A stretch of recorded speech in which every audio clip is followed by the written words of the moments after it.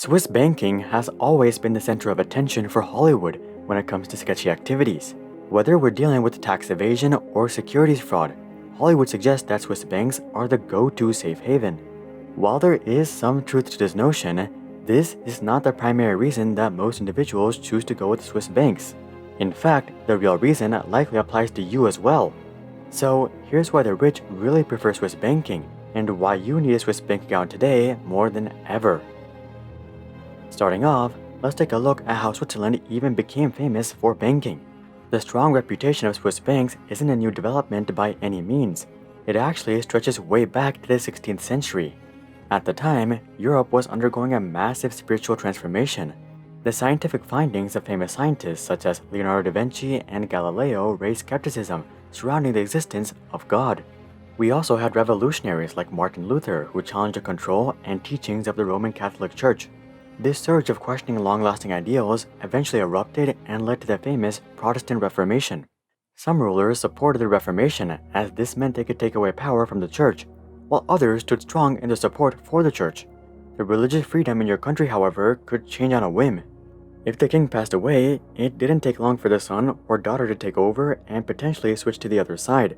One of the only places, however, that was consistently neutral on the subject was reformed areas of Switzerland, including Geneva, Basel, and Zurich.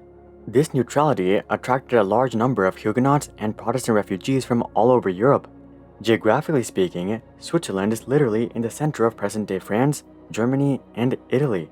So, Switzerland was the closest refugee for much of Europe. Meanwhile, from Switzerland's perspective, they didn't naturally have much going for them. They were small, landlocked, and had little natural resources. So, when they saw an influx of talented refugees flooding into the area, they leaned into the opportunity. They stood strong in terms of consistent religious neutrality, and this persuaded many wealthy businessmen to store their money in Switzerland. Throughout the 1600s, Switzerland continued to build up their reputation as a safe haven.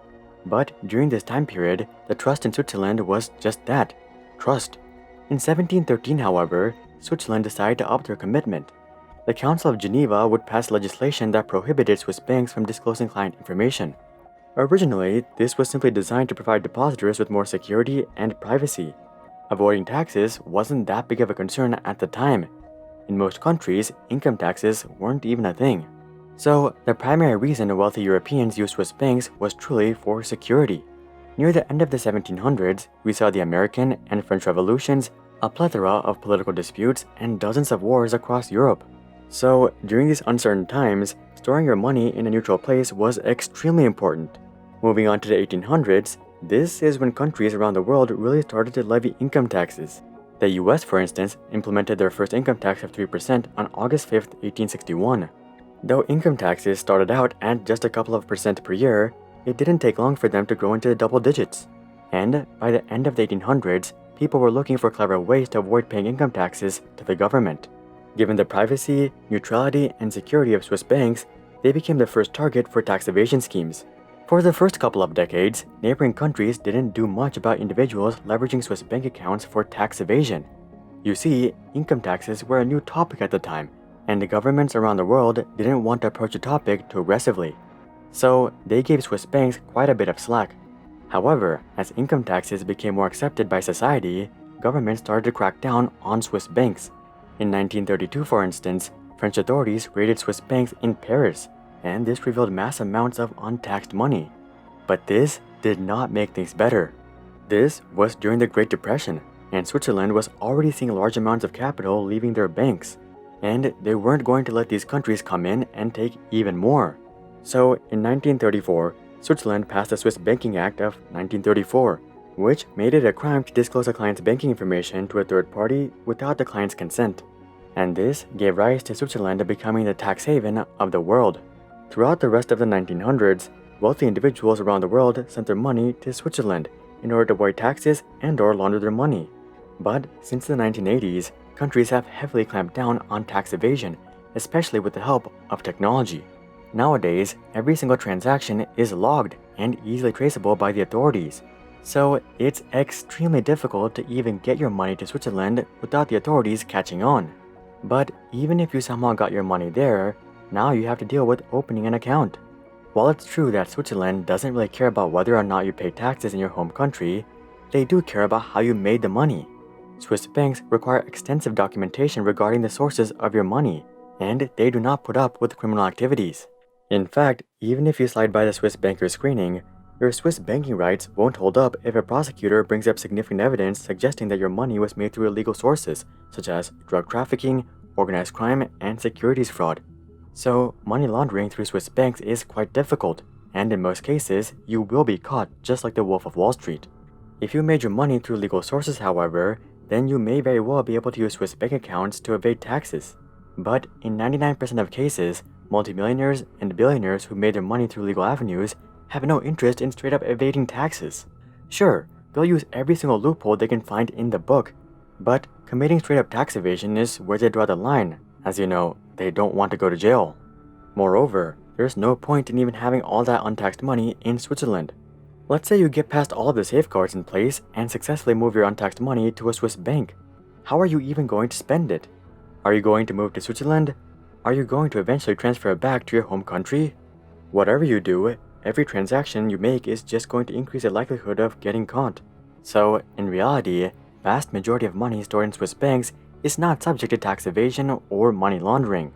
Something else to consider is that there are plenty of places where it's way easier to commit these activities, such as the Cayman Islands. But then, why do the rich love Swiss banks? Well, there's 3 primary reasons for this love, starting with neutrality. Just like in the 16th century, Switzerland is still a completely neutral country. They don't participate in wars, they don't have any allies, they're not part of the European Union, and they maintain positive diplomatic relations with nearly every single country in the world. Many countries have followed in Switzerland's footsteps, like Finland, Ireland, and Sweden. But Switzerland's neutrality is by far the oldest and most respected. Now, this isn't that big of a deal for the US and most Western countries. But for wealthy individuals and countries with a divisive politics, it makes sense to store your money in a neutral country. Think about millionaires and billionaires in countries like Saudi Arabia, Iraq, Afghanistan, China, and Russia. Jack Ma and Joseph Tsai, for instance, may have major ties with Swiss banks. We know that Tsai's private jet is mortgaged by Credit Suisse. So, who knows how much money this mega billionaire stores in Switzerland? As you can see, Switzerland's neutrality is extremely attractive for many billionaires around the world. But this is not that big of a deal for most Western billionaires. What is a major deal for Western billionaires, however, is inflation. And with all of the money printing from the Federal Reserve and the European Central Bank, inflation is a bigger threat than ever before. Now, the Federal Reserve assures us that inflation is temporary, and that will average 2 to 3% inflation like always. But even a single year of increased inflation could be quite costly for rich individuals. Let's say inflation runs at 4% instead of 3% for just 1 year. If you have $1 billion in cash, you just burned an extra $10 million worth of purchasing power for no reason. By putting the $1 billion into a Swiss bank account, however, you can not only avoid the extra percentage of inflation, but you can often avoid inflation altogether. You see, Switzerland takes the value of their currency and their monetary policy extremely seriously, given that banking is their crown jewel. They refuse to print trillions of dollars to fund eye-popping government budgets.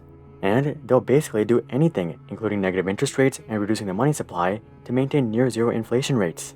This is in stark contrast to any other Western country, and is extremely evident in their historical currency exchange rate. If we take a look at the USD to Swiss franc conversion rate, we'll see that in the year 2000, a single dollar would give you 1.7 Swiss francs. Today, a single dollar will only give you 0.9 Swiss francs. In other words, the US dollar nearly halved in comparison to the Swiss franc. If we look at a longer time frame, this disparity just becomes even larger. In 1975, a single British pound was equivalent to approximately 6 Swiss francs. Today, a British pound is only equivalent to 1.27 Swiss francs. This means that the British pound has nearly dropped 5x in value compared to the Swiss franc.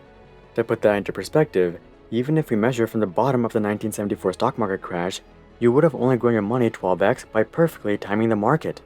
With that being said, if you're gonna hold large amounts of cash for a long period of time, it's a no-brainer to hold it in Swiss francs. And that brings me on to the final reason that the rich love Swiss banks, and that's unparalleled peace of mind. Switzerland has one of the strictest reserve requirements and lending requirements in the world.